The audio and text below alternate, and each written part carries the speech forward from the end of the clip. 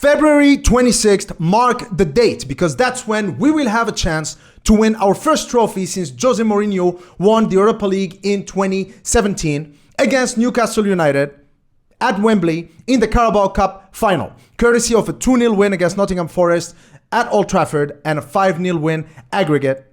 Let's analyze.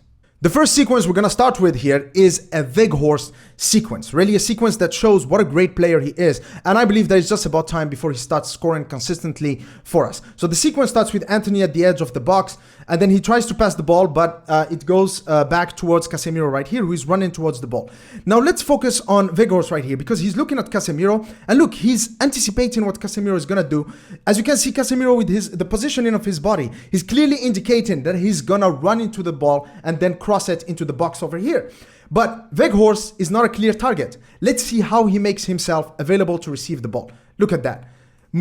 That's the footwork of a boxer right there. That's amazing. What Weghorst right here did, two things that every top world-class number 9 always aspires to do. First of all is to be onside.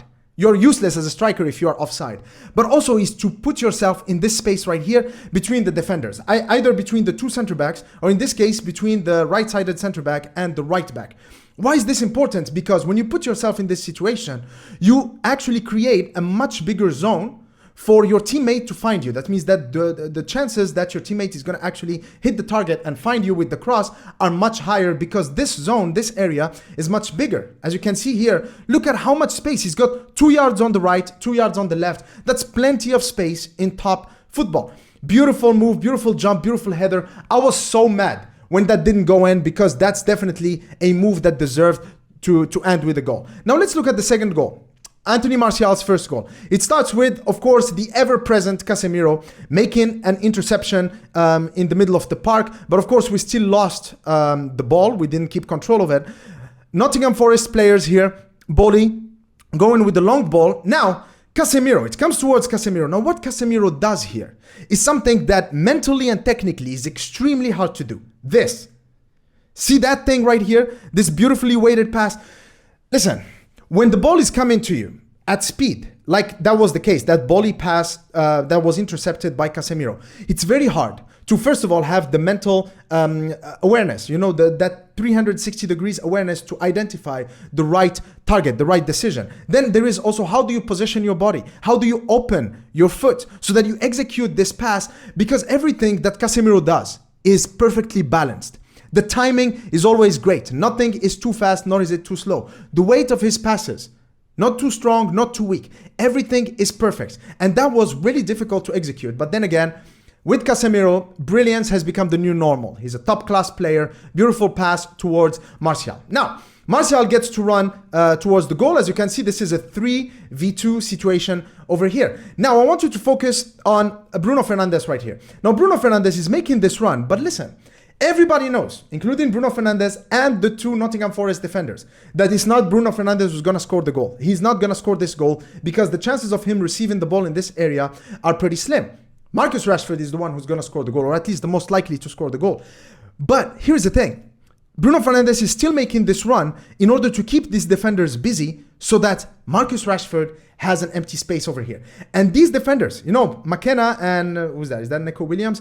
McKenna over here, he knows that Bruno Fernades is here. He knows that Marcus Rashford is probably the likeliest to receive the ball, but he cannot afford to go all the way, to overcommit to Marcus Rashford, because if he does that, he opens up space for Bruno Fernades. So even though he knows that Bruno Fernades is not really going to receive the ball, he cannot afford to leave him alone. He has to stay by his side. Now, Marcus Rashford's run is also pretty interesting. As you can see, he's accelerating and then decelerating, right? The reason why he's doing that is because he's trying to stay onside. But why is this important? Because this is something that I just started noticing this year. Under Ole Gunnar Solskjaer, under Jose Mourinho and Ralf Rangnick, the Manchester United players moved out of instinct.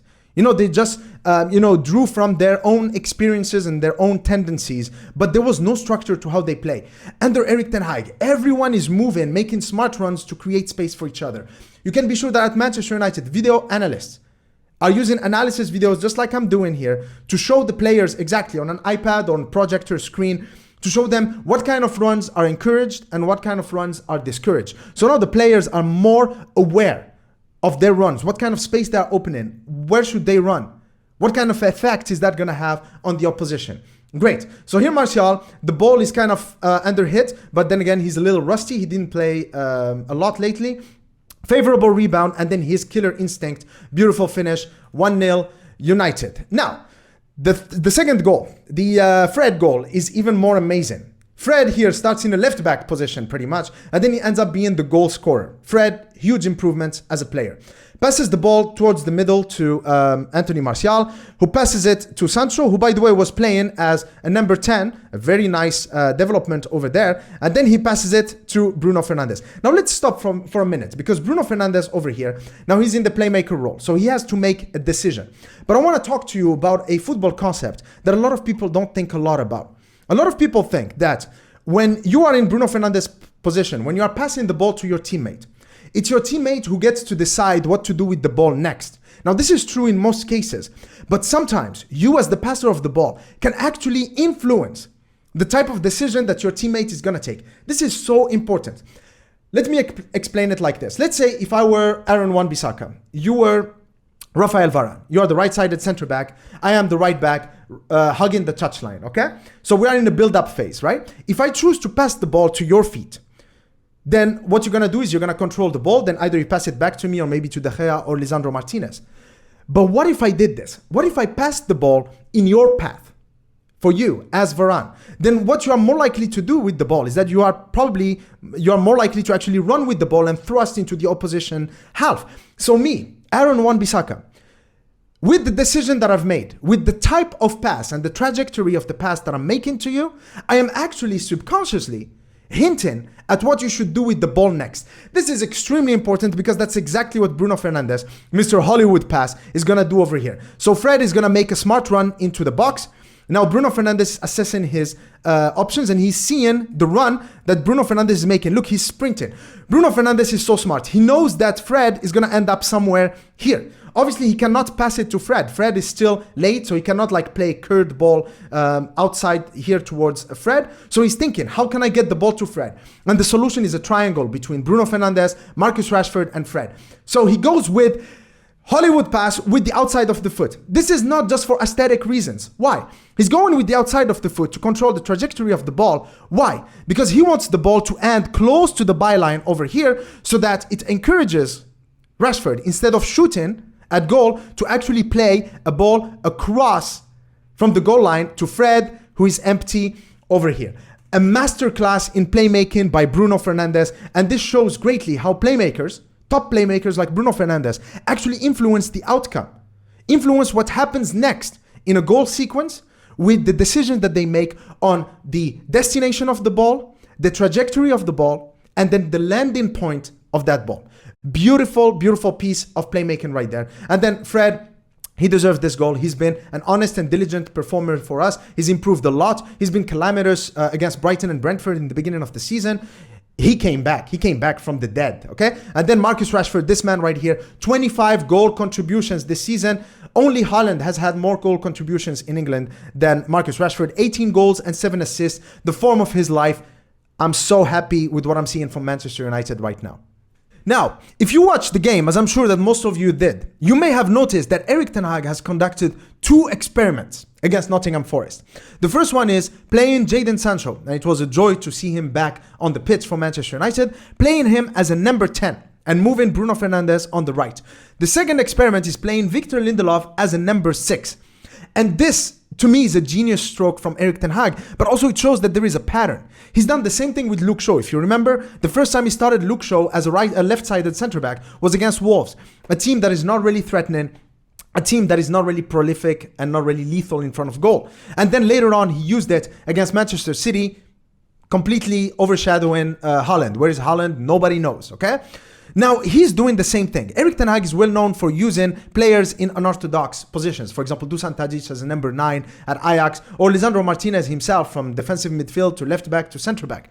And so at Manchester United right now, the way he's thinking, look, Donny van de Beek is out for the rest of the season. Of course, Bruno Fernades is our go-to number 10, but Eriksen is also out for pretty much the rest of the season, right?